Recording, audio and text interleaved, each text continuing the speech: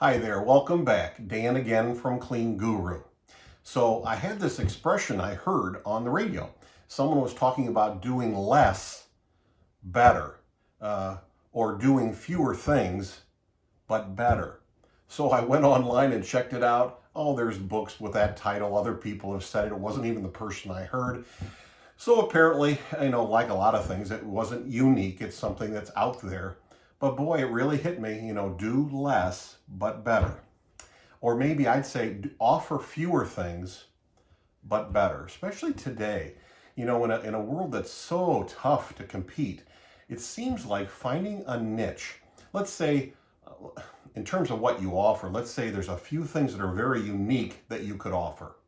I could kick myself for years ago. We built our cleaning business, and before we sold it, I never got down to creating a specific plan for unique kind of buildings. Let's say that we wanted to get, just for the heck of it, let's say we wanted to specialize in daycare centers or automobile dealerships or whatever it would be.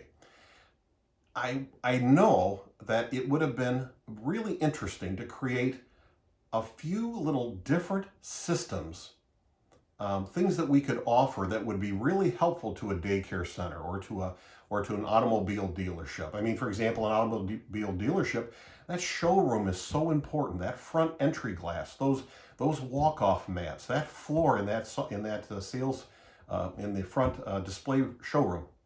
And we could have created and said, listen, here's a unique thing that we do that makes us different than everyone else. So in some ways, that's doing fewer things. It's like, it's not going after all buildings. It's saying, no, we're going to do fewer buildings, types of buildings. We're going to go automobile dealers.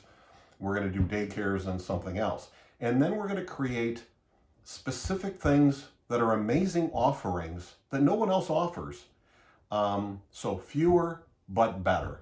I hope that makes sense. I wish I would have got around to doing that. Something to think about. Till next time, remember, you can do this.